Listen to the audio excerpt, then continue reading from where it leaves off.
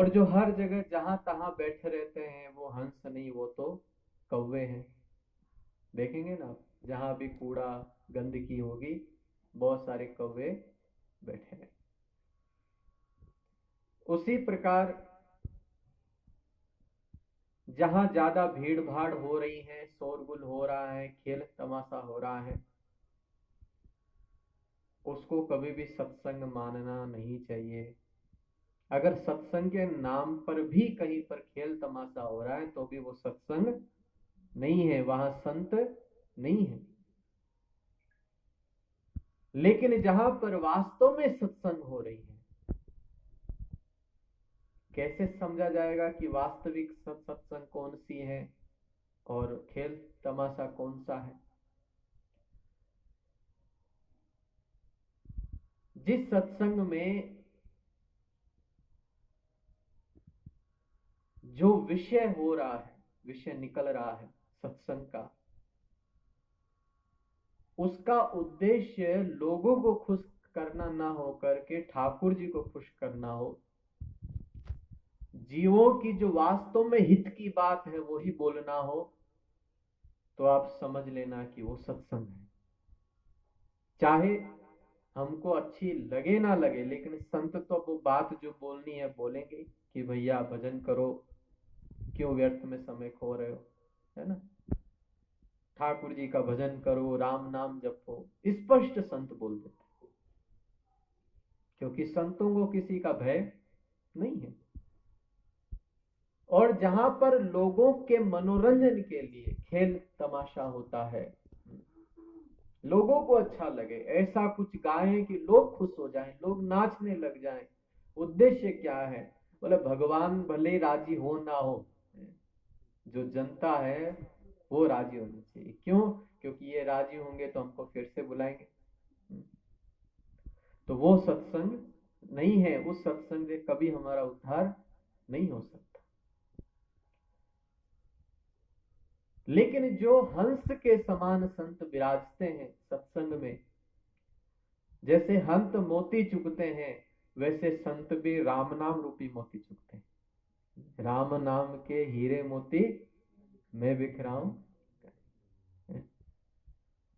वही राम नाम उनका आहार है और वही राम नाम वो जीवों को बांटते भी हैं। वो संत है। हंस जिस प्रकार से दूध और पानी को इस प्रकार से ग्रहण करता है कि मिश्रित हुआ दूध पानी जो है, पानी को त्याग देते हैं, दूध को आरोग लेते हैं, उसी प्रकार संत जो हैं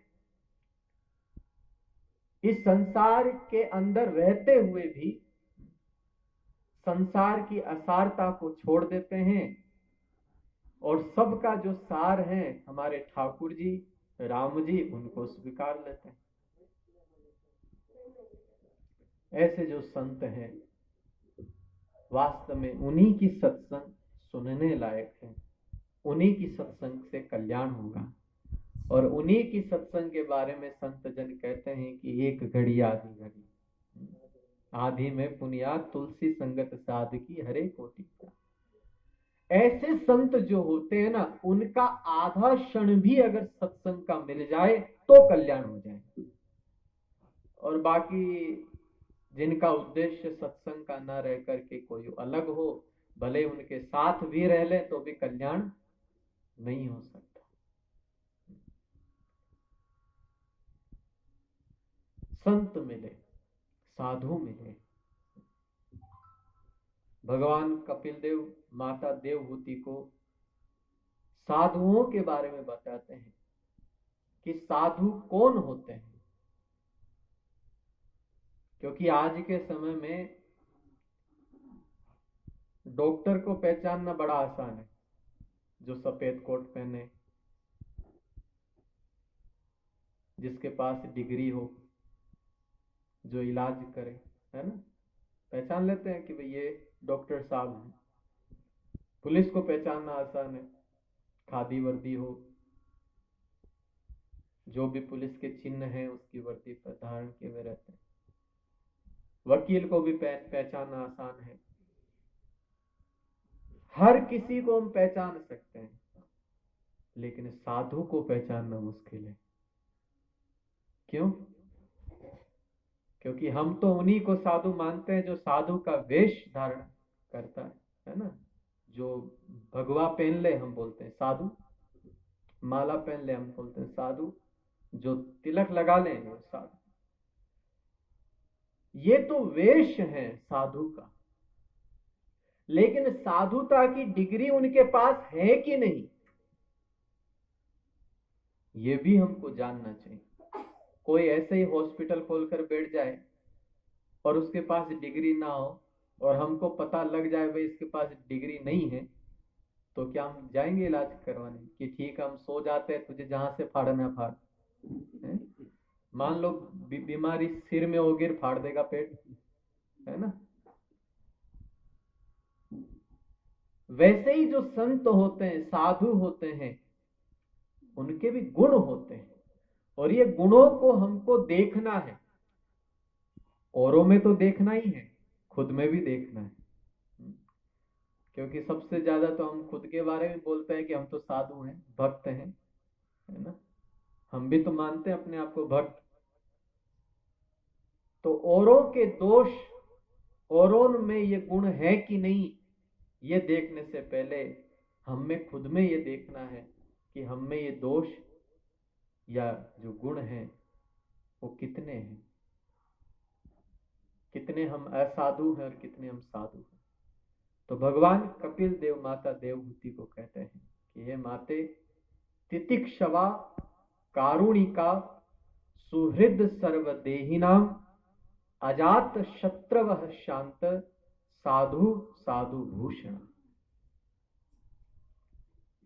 भगवान कपिल देव कहते हैं कि माते, जो साधु होते हैं ना, उनमें सबसे पहला गुण होता है तितिक्षवा, वो सहनशील होता है।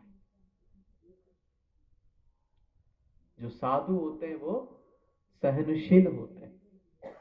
जैसे हमारे चैतन्य महाप्रभु बताते हैं, त्रिनादपि सुनिचेन तरोरपि सहिष्णु।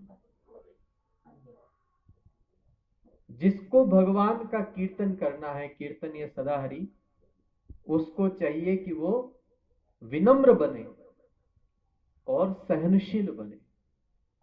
सहनशील किस प्रकार से होना चाहिए? तो कहते हैं वृक्ष की तरह। जैसे वृक्ष होते हैं कितने सहनशील होते हैं, पत्थर मारो तो फल देते हैं। वैसे ही जो साधु होते हैं वो सहनशील होते हैं, और सहनशील तब ही हो सकते हैं जब हम अपना कुछ ना माने। जब तक हम अपना कुछ भी मानेंगे ना, यहां तक ये शरीर को भी हम अपना ना मान करके भगवान का माने, तब हम इस शरीर से परे हो सकते हैं। ऐसी निष्ठा हमारे भीतर आवे, सहनशील हम बने, सहन करें। तितिक्षवा कारुणिका, जो साधु होते हैं उनमें कभी रोष देखा नहीं जाता है, बैर भाव देखा नहीं जाता है। वो करुणा से भरे होते हैं, दया से उनका हृदय भरा हुआ होता है। जीव मात्र के प्रति, एक मच्छर भी होगा तो भी उसके मन में क्या भाव रहेगा कि इस मच्छर का कैसे कल्याण हो सके। यही साधु की भावना है, करुणा से भरा हो। तितिक्षवा कारुणिका सुहृद सर्वदेहिना, उसका हृदय कैसा हो? तो कहते हैं सुहृद हो। सुहृद मतलब सभी देहधारी जो जीव है, सर्वदेही नाम, सभी जीवों के प्रति उनका हृदय प्रेम से भरा हो, कल्याण की भावना से भरा हो। जिसमें ये भावना होती है, कपिल देव भगवान कहते हैं वो साधु है। सुहृद सर्वदेही नाम अजात शत्रवः, कैसा हो? तो कहते हैं अजात शत्रु। अजात शत्रु मतलब जिसका कोई शत्रु ना हो। महाभारत में युधिष्ठिर महाराज एक ऐसे थे जिनका कोई शत्रु नहीं था।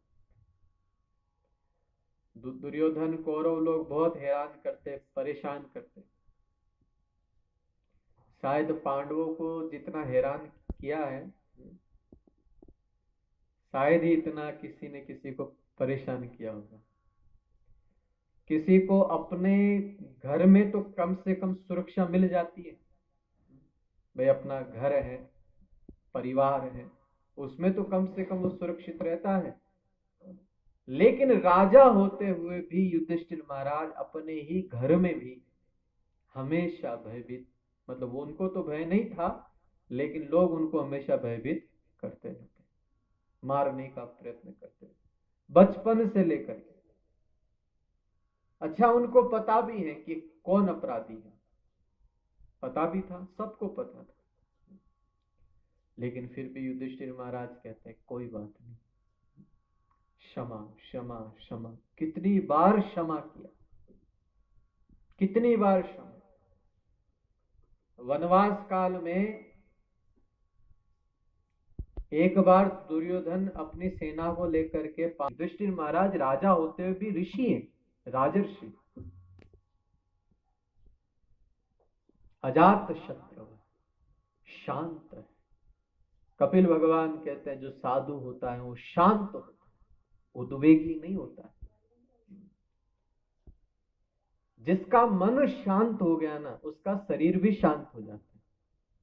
शांति का अर्थ क्या है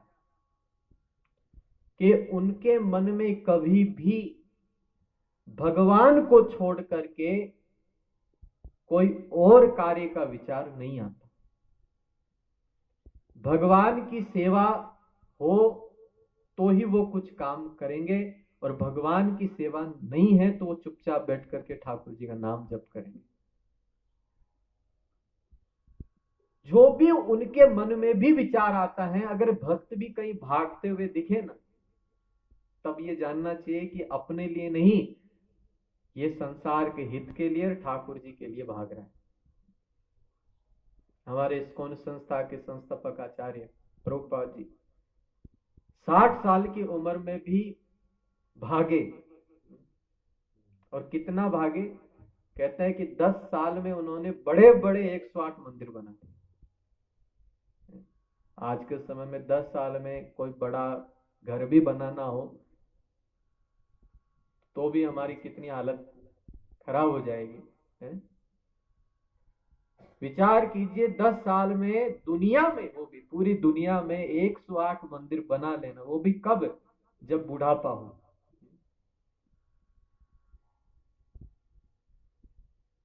लेकिन उस समय जो वो दौड़ भाग कर रहे थे, बाहर से तो भाग रहे थे लेकिन अंदर से वो शांत थे, इसलिए ही हो पाया।